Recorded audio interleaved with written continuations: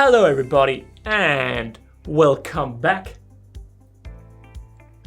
to the Ant Holleufer YouTube channel. Today we are talking about the Camponotus Nicobarensis and how I moved them from the Venus nest into this new WaKooshi Gen 3 nest.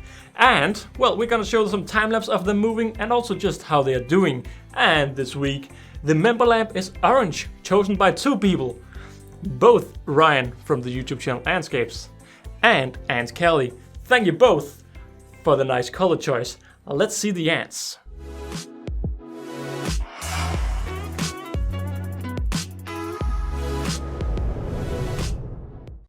So last time we looked at the Camponotus Nicobarensis, they were happily living inside a WaKooshi Venus nest.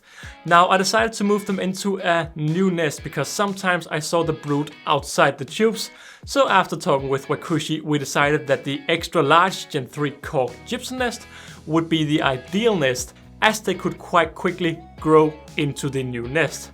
I simply disconnected the old tubes and laid them inside the new S4 WaKooshi Outworld. And for those who don't know, if you are buying anything from WaKooshi, remember to use my discount code that is simply Ant Holleufer in all caps. Shown right here above my hands. I have to do some editing because it's also inside my head. Now it's gone again. So yeah, if you're buying anything from WaKooshi, remember to use this discount code for 10% off your next purchase. Now normally when I move my ants, I always try to push them a little bit. But this time I thought, you know what, I'm just gonna put the tubes inside and just put a light on them and record them a little bit and not really push them with heating up the new nest, because well, the room is ambient heated, meaning I had to relocate the colony outside to heat the new nest and all of this mess.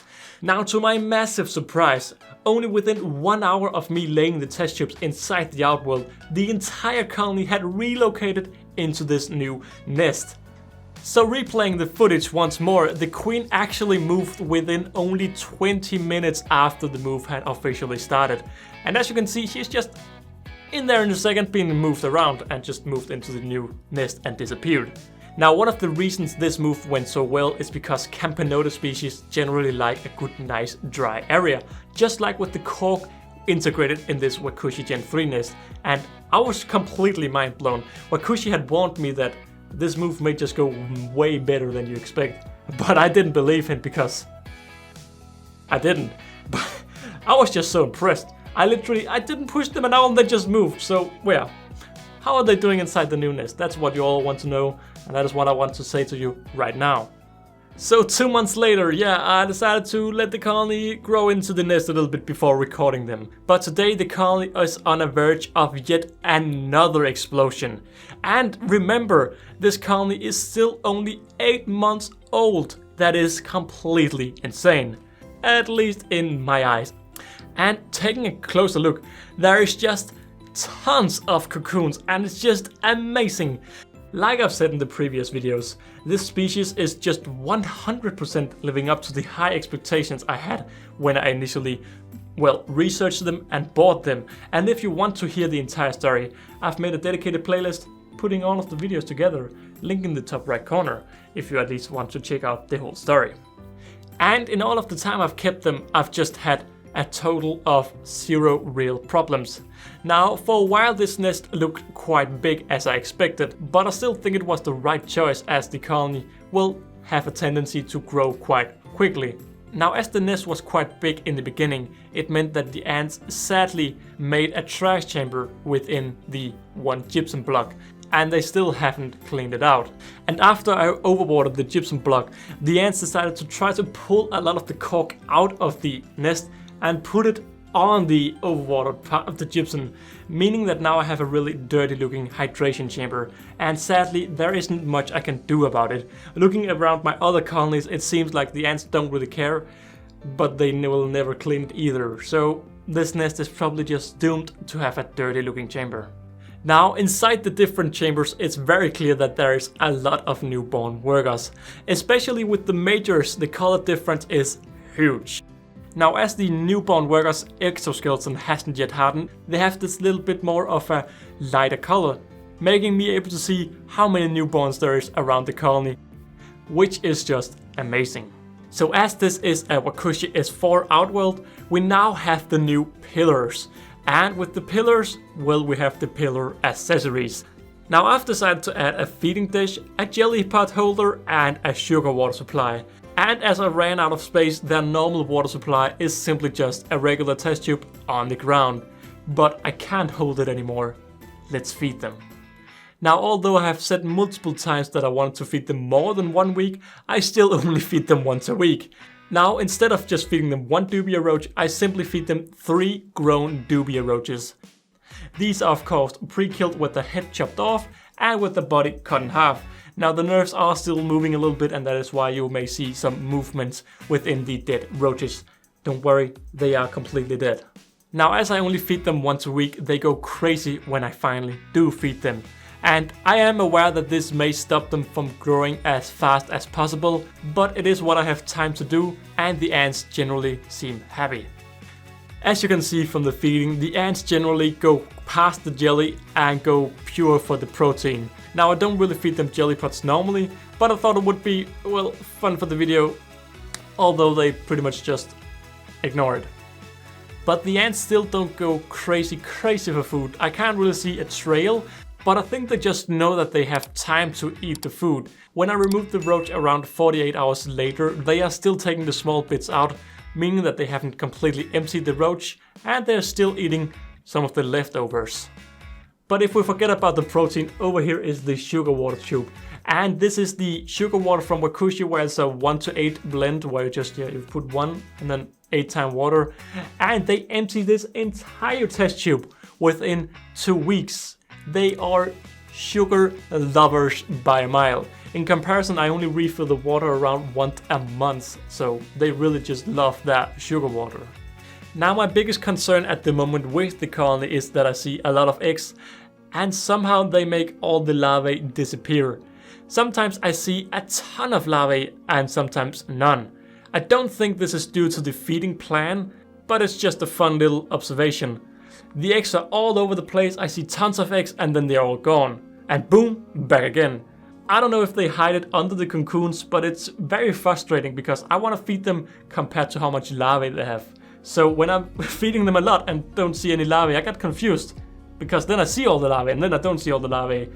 All I can safely say is they have a lot of cocoons.